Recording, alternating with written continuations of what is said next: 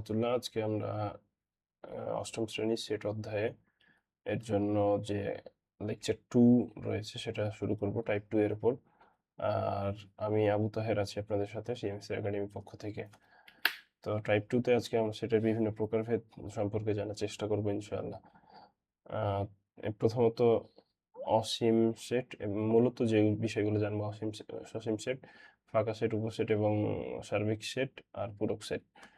এই টাইপের উপর যে ম্যাথগুলো থাকবে এগুলো আমরা করে ফেলবো ইনশাআল্লাহ। সেটের প্রকারভেদের মধ্যে প্রথমত সসীম সেট নিয়ে বলা হয়েছে এখানে।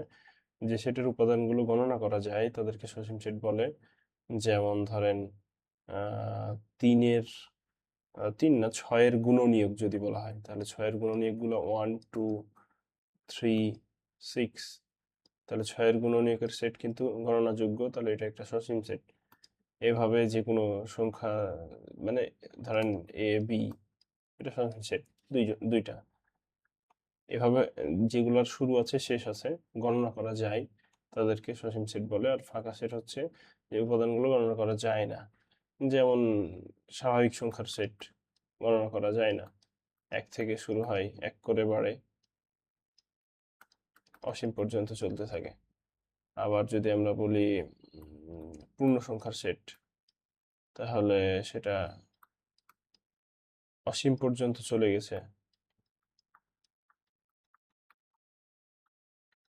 শুরু হয়েছে থেকে সেটা আমরা জানি না, শেষ হয়েছে কোথায় সেটাও আমরা জানি না, চলতেই থাকছে, তাহলে এটা অসীম সেট। এরকম অসীম সেট যা গণনা করা যায় না, শুরু আছে শেষ নাই, অথবা শুরুও নাই শেষও নাই।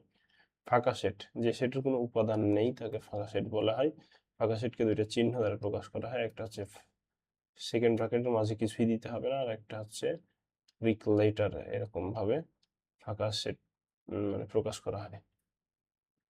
আচ্ছা, এরপরে সেটার প্রকারভেদে উপসেট নিয়ে আলোচনা করা হয়েছে। উপসেটের বিষয়টা হচ্ছে যে সাপোজ যদি একটা স্কুল যদি হয় সার্বিক সেট, আচ্ছা তার আগে সার্বিক সেট মানে হচ্ছে সংশ্লিষ্ট আলোচনায় সকল সেট যদি এক নির্দিষ্ট সেটের উপসেট হয় তাহলে ওই সেটকে সার্বিক সেট বলে। উপসেট বলতে একটা স্কুলের আন্ডারে যদি আরো কিছু স্কুল অধীনে থাকে, তাহলে যে মেইন স্কুলটা, মেইন ব্রাঞ্চ, শুধু স্কুল না, বিভিন্ন ব্যাংকের ব্রাঞ্চ হতে পারে, মেইন ব্রাঞ্চ এক জায়গায় হয়, বাকি ব্রাঞ্চগুলা বিভিন্ন শহরে হয়, বা একই শহরে বিভিন্ন জায়গায় হয়, শাখা উপশাখা।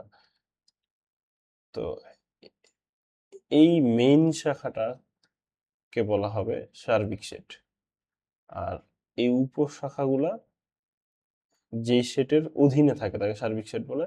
আর উপসেট একটা সেটের অধীনে বিভিন্ন উপাদানগুলো নিয়ে যে কয়টা নতুন নতুন উপসেট বা ব্রাঞ্চ খোলা যায় তাদেরকে বলা হয় ওই সেটের উপসেট। এ সাবসেট, এই চিহ্নের নাম হচ্ছে উপসেট চিহ্ন।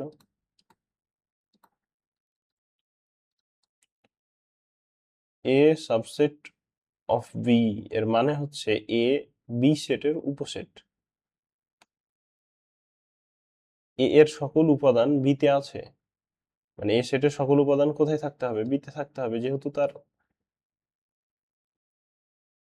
মধ্যে থেকেই এ এসেছে। আবার প্রকৃত উপসেটের একটা ধারণা আছে, যদি নিচে দাগ না থাকে তাহলে এ হবে বি এর প্রকৃত উপসেট। অর্থাৎ যখন এ সাবসেট অফ বি এবং A not equal to B, A B এর সমান নয় এবং এ বি এর উপসেট, তখনই এটা প্রকৃত উপসেট হওয়া সম্ভব। এটা একটু ডিপলি কথাবার্তা, আমরা যদি ভালো করে বুঝি, ধরেন 1 2 একটা সেট, সেটা হচ্ছে বি সেট, এর উপসেট কতগুলো সম্ভব? 1, এগুলো আমরা পরের স্লাইডে বিস্তারিত দেখব। 2, একটা উপাদান নিয়ে একটা সেট সম্ভব, মানে 1 নিয়ে 2 নিয়ে। আবার 1 2 দুইটাই আসতে পারে, কোন সেটের উপাদান সবাই আসতে পারে উপসেট হিসেবে, আবার কেউ নাও আসতে পারে, মানে ফাঁকা প্রতিষ্ঠান আছে, ছাত্রছাত্রী কেউ নাই, এরকম কিছু। তাহলে উপাদান 2টা হলে তার উপসেটের সংখ্যা হয় 4টা, 3টা হলে উপসেট হবে 8টা। এভাবে উপসেটের সংখ্যা হচ্ছে 2 পাওয়ার n, যেখানে n হচ্ছে উপাদান সংখ্যা।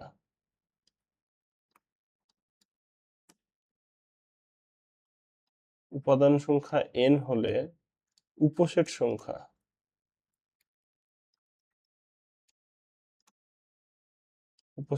হচ্ছে 2 পাওয়ার n। মানে এখানে উপসেটের সংখ্যা না, উপাদান সংখ্যা n এর মান হচ্ছে 2, তাহলে উপসেটের সংখ্যা হবে 2 পাওয়ার n, মানে 2 পাওয়ার 2 অর্থাৎ 4, 4টি। এভাবে এই সূত্র অ্যাপ্লাই করে উপসেটের সংখ্যা বের করা যায়। আর প্রকৃত উপসেটের সংখ্যা হবে একটা কম। প্রকৃত উপসেটের সংখ্যার সূত্র হবে 2 পাওয়ার n মাইনাস 1। যদি n এর মান 2 হয়, যেমন আগেরটাতে, তাহলে 2 পাওয়ার 2 মাইনাস 1, 2 পাওয়ার 2 মানে 4, 4 মাইনাস 1 মানে 3। প্রকৃত উপসেট হবে 3টা, অর্থাৎ বি এর প্রকৃত উপসেটে এইটা থাকবে না, বাকি 3টা প্রকৃত উপসেট হবে। বুঝছেন? এই জন্য এখানে বলতেছে যে এ যদি বি এর প্রকৃত উপসেট হয়, তাহলে এ বি এ যখন এ হবে বি এর উপসেট এবং এ আর বি সমান হওয়া যাবে না। এ আর বি সমান হবে না, বুঝেছেন আশা করছি। সার্বিক সেট পরবর্তী আলোচনা করলে এগুলো ক্লিয়ার হবে আরো। সার্বিক সেট মানে একটু আগে আলোচনা করলাম যে যার অধীনে সবাই বিদ্যমান থাকে। একটা স্কুল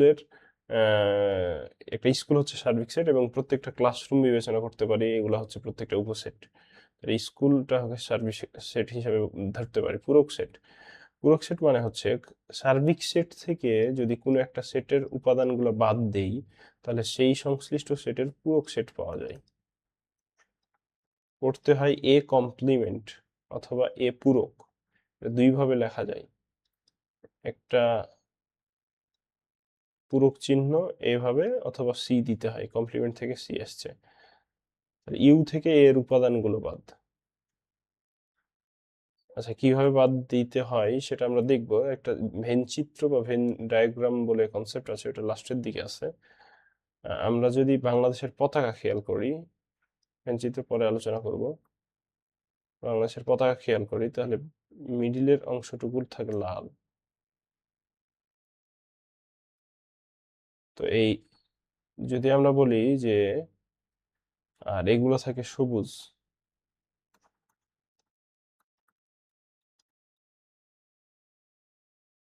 তো লাল অংশ বাদ দিলে, লাল অংশটা যদি এ হয়, লাল অংশটা যদি এ হয়, তাহলে আমরা যদি আর বাইরে টোটাল ফ্লাগটাকে যদি আমরা ইউ বলি, ইউ, তাহলে ইউ থেকে এ, মানে ওই লাল অংশটুকু বাদ দিলে, ইউ থেকে যদি এ বাদ দিই, তাহলে সবুজ অংশটুকু থাকবে।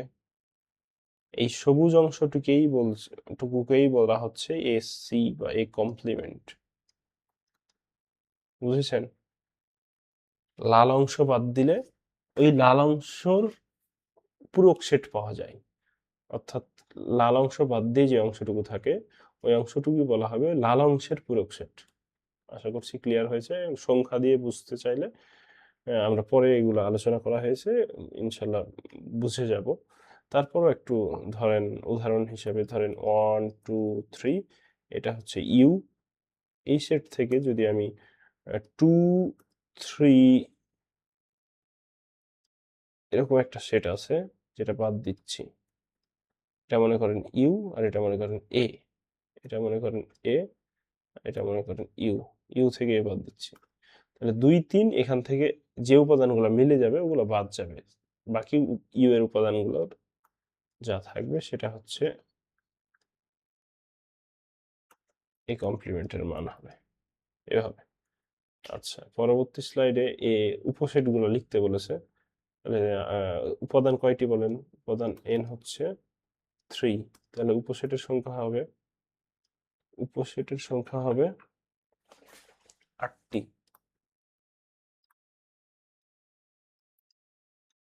উপসেট হবে 2 পাওয়ার n। অর্থাৎ 2 পাওয়ার 3 মানে 8টি। আচ্ছা, তো 8টি কি কি হবে ওটা দেখাইতে হবে না, মানে এটা হতে পারে, 3টাই হতে পারে। তারপরে 1কে রেখে 1 এর সাথে যতগুলো কম্বিনেশন সম্ভব, মানে 2টা করে নিব। 1 2 1 3 1 দিয়ে হয়ে গেছে। এবার 2কে স্থির রেখে 2 এর সাথে কতগুলো সম্ভব, 2 3 2 এর সাথে 1 আছে, 2 এর সাথে 1 আছে। শুনেন, 2 1 যে কথা, 1 2 একই কথা, মানে সেটে বিন মানে পুনরাবৃত্তি নাই এবং ক্রম নাই, মানে 1 2 যে একটা সেট আর 2 1 একটা সেট এরকম না। যাহাই 1 2 সেটাই হচ্ছে 2 1, বুঝছেন? তাহলে এটা আসলে নেওয়া হয়ে গেছে। তাহলে এবার একটা করে নিতে হবে, 1 2 3, লাস্টে ফাঁকা সেট। ফাঁকা সেট সকল সেটের উপসেট। তাহলে দেখেন এ সেটগুলোর উপসেট হচ্ছে এগুলা, এ সেটের উপসেট।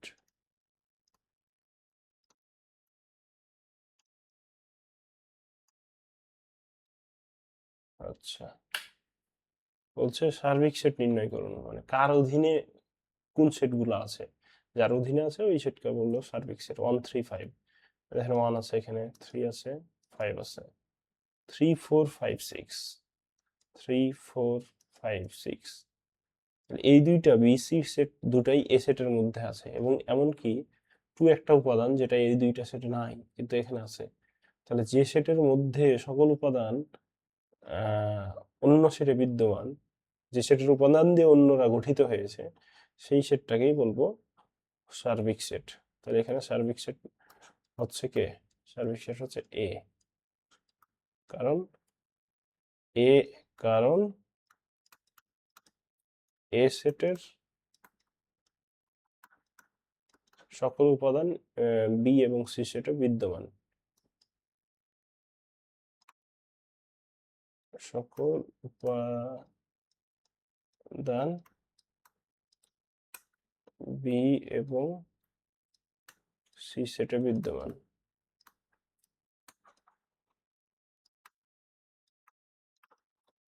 বিদ্যমান আচ্ছা, এবার বলছে এই কমপ্লিমেন্ট নির্ণয় করে। এই কমপ্লিমেন্ট মানে হচ্ছে ইউ থেকে এ বাদ। ভালো করে বুঝেন, কমপ্লিমেন্ট মানে ধরেন এখানে এ এ বি সি এদের উপর কমপ্লিমেন্ট আছে, কথার কথা। তাহলে U minus A B C, complement যার উপরে থাকবে বা যাদের উপরে থাকবে টোটালটা ইউ থেকে বাদ। ইউ থেকে বাদ বলতে সার্বিক সেট থেকে বাদ। ইউ যে অল টাইম সার্বিক সেট যে ইউই হবে তা না। এখানে একটু আগে আমি দেখলাম, এখানে সার্বিক সেটকে এ, সাধারণত সার্বিক সেটকে ইউ দ্বারা প্রকাশ করা হয়, তবে অন্য অ্যালফাবেটও হতে পারে। তাহলে সার্বিক সেট থেকে ওই সেটটা বাদ দিলে ওই সেটের পূরক সেট পাওয়া যায়। বোঝা গেছে? আচ্ছা, মানে এখন একটা অ্যালফাবেট এই জন্য বোঝা সহজ হচ্ছে, কিন্তু যখন অ্যালফাবেট বেড়ে যাবে তখন বিষয়টা বুঝতে যেন ঝামেলা না হয়।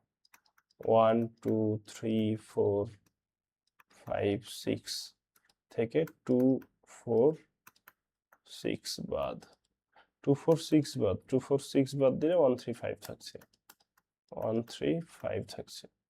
তাহলে এই কমপ্লিমেন্টের মান হচ্ছে 1 3 5।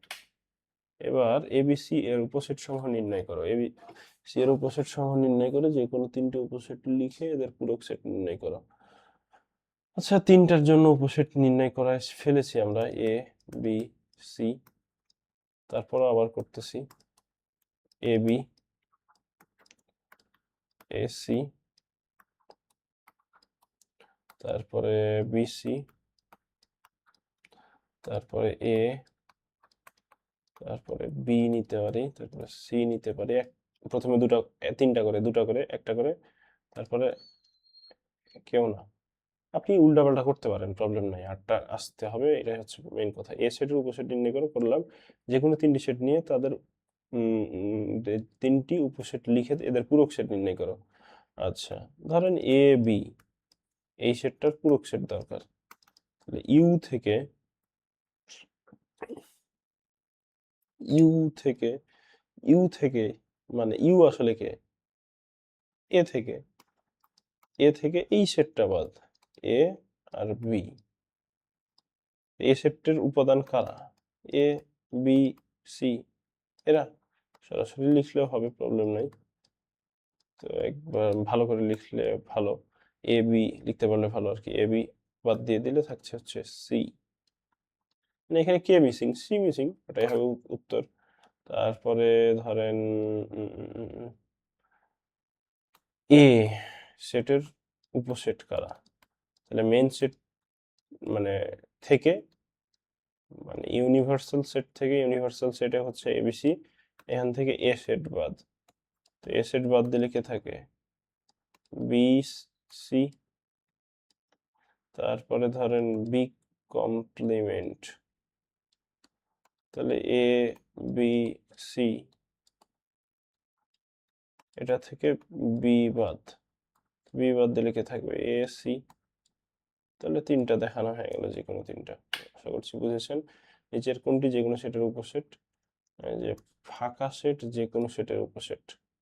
অনুশীলনী 1 নম্বর এমসিকিউ। জোড় স্বাভাবিক সংখ্যা এক্স স্কোয়ারের ভ্যালু 16 এর চাইতে ছোট, এদের উপসেটগুলো লিখতে বলতেছে। জোড় স্বাভাবিক সংখ্যা, তো জোড় স্বাভাবিক সংখ্যা কারা? 2 4 6 8 এরা জোড় স্বাভাবিক সংখ্যা, জোড় স্বাভাবিক সংখ্যা। আচ্ছা, যাদের স্কোয়ার 16 চাইতে ছোট, তো ধরেন এক্স এর মান যদি 2 হয়, তবে এক্স স্কোয়ারের মান কত হবে? 2 এর স্কোয়ার কত? 4। 16 চেয়ে ছোট বা সমান, ঠিক আছে। এক্স এর মান যদি, আমি কি 3 নিতে পারবো? পারবো না, কারণ স্বাভাবিক জোড় সংখ্যা, জোড় স্বাভাবিক সংখ্যা, তাহলে 4 হতে পারে। তাহলে এক্স স্কোয়ারের ভ্যালু 4, এর স্কোয়ার কত? 16। তাহলে 16 চাইতে ছোট অথবা সমান, ঠিক আছে। এক্স এর ভ্যালু যখনই 4 এর অতিক্রম করবে, অর্থাৎ 6 হবে ধরেন, এক্স স্কোয়ারের ভ্যালু 6 6 36, যেটা 16 চাইতে কি বেশি, তাহলে এটা নেওয়া যাবে না। এর জন্য এক্স এর এই ভ্যালুটা নিতে পারবো না। কাটতে হবে না, মানে অন্তত একটা দেখাতে হবে যেটা ক্রস করে গেছে। তাহলে আমরা এই সেটের উপাদানগুলো পাইলাম কাদের? এ অনুযায়ী এই সেটের উপাদানগুলো হচ্ছে 2 আর 4। তাহলে এদের উপসেট নাকি? উপসেট গুলো হলো, তাহলে 2 4 সে আসতে পারে, কয়টা হবে? 4টা হবে। 2 শুধু একাই, 4 শুধু একাই, ফাঁকা শুধু একাই, তাহলে 4টা। সার্বিক সেট ইউ হলে এর 3টি উপসেট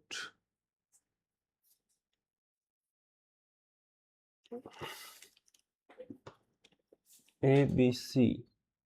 প্রশ্ন হচ্ছে এ সেটের উপসেটগুলো লিখো। আচ্ছা, এটা একটা সৃজনশীল প্রশ্নের মতো। নমুনা প্রশ্ন 7-এর খ বলতেছে যে এ সেটের সকল উপসেটগুলো লিখো। এ সেট হচ্ছে এখানে, এ সেটের উপসেটগুলো লিখো।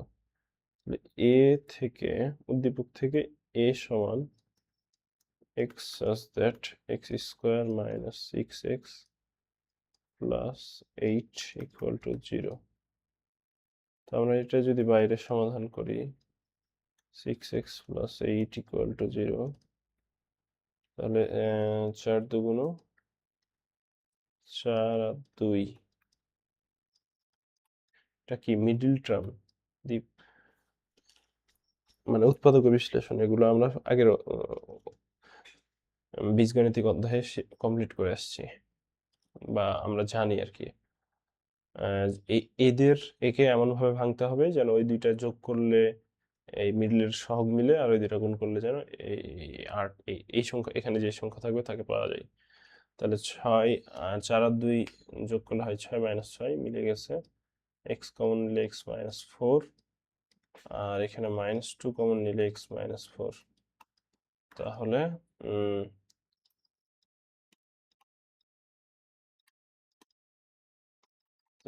x এর এটা 0, তাহলে x, আচ্ছা উপরে করি যেহেতু কাজ, তাহলে x - 4 আর x - 2 ইকুয়াল টু 0। বুঝতে পারছেন? প্রথমত এই সংখ্যাটাকে ভাঙতে হয় দুইটা সংখ্যা দিয়ে, ধরেন 2 আর 4 হতে পারে, আর 8 আর 1 হতে পারে। তো 8 আর 1 যোগ করলে 9 হয়, বিয়োগ করলে 7 হয়। তো এখানে 7ও নাই, 9ও নাই, তাহলে এই দিকে আমি যেতে পারবো না। তো 8কে ভাঙা যায় আরো একভাবে, সেটা হচ্ছে 2 আর 4 যোগ করলে 6 হয়, বিয়োগ করলে 2 হয়। হ্যাঁ, যোগ করলে 6 হয়, তাহলে যোগ করে মিলাইতে হবে। এটাও মাইনাস, এটাও মাইনাস, তাহলে মাইনাসের মাইনাস মাইনাস মানে গুণ কিন্তু হবে না, মাইনাস মাইনাস দুইটাই বাড়বে, মানে 4 আর 2 6 হবে, সংখ্যা বাড়বে, যোগ হবে আর কি, বিয়োগের যোগ। আর -8 মিলে যায়, এই যে -4 -2, মাইনাস মাইনাসে গুণ করলে হয় প্লাস, আর 4 2 8। এখন প্রথম দুইটা থেকে x কমন যায়, x কমন নিলে এখানে থাকে x, এখানে x কমন নিলে -4, এখানে 2 আছে, এখানে 8 এর মধ্যেও 2 আছে, 8 জোড় সংখ্যা 2 দিয়ে ভাগ যায়, তো 2 কমন যায়, এখানে যে চিহ্ন থাকে ওই চিহ্নই কমন নিতে হয়। তো -2 কমন যায়, কারণ এইখানে যেটা আসছে x - 4, এখানে x - 4 নিয়ে আসতে হবে। তাহলে আমি যখন মাইনাস কমন নিলাম, এটা হয়ে যাবে কি মাইনাস, আর x এর সামনে হবে প্লাস। তাহলে x - 4 এখানেও আছে, এখানেও আছে, x - 4 কমন নিলাম, x - 4 কমন নিয়ে নিলে এখানে থাকে x, এখানে থাকে -2, এটা লিখলাম। এখন দুইটা সংখ্যার গুণফল 0, মানে দুইটা সংখ্যার গুণফল 0, ধরেন এই x × y = 0। তাহলে যদি x 0 হয়, তাহলে y এর সাথে গুণ করলে 0 সম্ভব, বা যদি y 0 হয় তাহলেও 0 সম্ভব, অথবা দুইজনেই 0 হয় তাহলেও গুণ করে 0 সম্ভব। তাহলে এখানকার সামারি হচ্ছে দুইটা রাশি গুণফল 0, মানে অন্তত একটা 0 অথবা দুটাই 0 হয়, এই প্রথমটা 0 না হয় দ্বিতীয়টা 0। এখানেও তো দুটা সংখ্যা গুণ আকারে আছে, দুটা রাশি গুণ আকারে আছে, তাহলে এটা একটা অংশ, এটা একটা অংশ গুণ আকারে আছে, মানে এটা প্রত্যেকটা 0 হতে হবে, তাহলেই সম্ভব এই সংখ্যাটার দুইটা গুণফল 0। তাহলে হয় এটা 0, অথবা x - 2 = 0। তাহলে -4, এই পারে +4 হয়ে গেল, তাহলে x এর মান 4, আর এই পারে হয়ে গেল +2। তাহলে এবার 2 আর 4, তাহলে এ সেটের উপাদানগুলো হচ্ছে 2 আর 4। এখন কি বলতেছে, এই সেটের উপসেটগুলো লিখো। তাহলে এ সেটের উপসেটগুলো, এখন তো সোজা উপসেটগুলো হচ্ছে যে 2 4, 2 4 দুটাই আসতে পারে, 2 আসতে পারে, 4 আসতে পারে, আর ফাঁকা হতে পারে, 4টি। তারপরে নমুনা প্রশ্ন 8-এর ক, x belongs to n such that x জোড় সংখ্যা x less than or equal x less than 1 less than or equal x less than or equal 6, মানে একের চেয়ে বড়, 6-এর চেয়ে একের চেয়ে বড় বা সমান, 6-এর চেয়ে ছোট বা সমান, এই লিমিটের মধ্যে 1 থেকে 6-এর মাঝে জোড় সংখ্যাগুলো চাচ্ছে। তো 1 থেকে 6-এর মাঝে জোড় সংখ্যাগুলো কারা? 2 4 6, 6 আসতে পারবে কারণ এখানে দাগ আছে। এদের প্রকৃত উপসেট লিখতে বলতেছে। প্রকৃত উপসেট,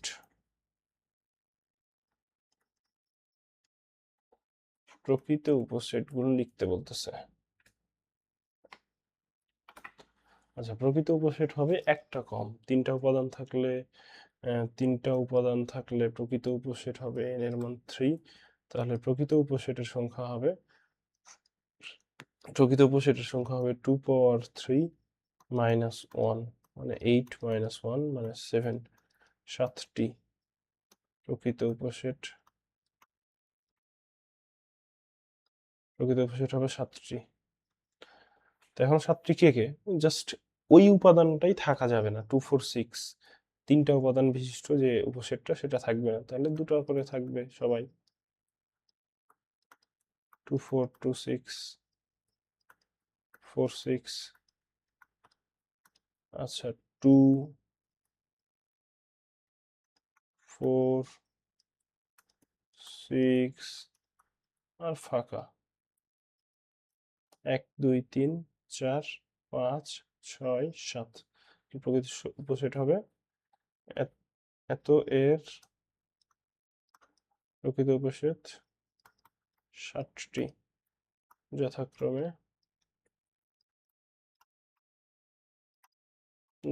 আমরা এখানে দিয়েছি। এবার এ আছে বি আছে, বি কমপ্লিমেন্ট লাগবে।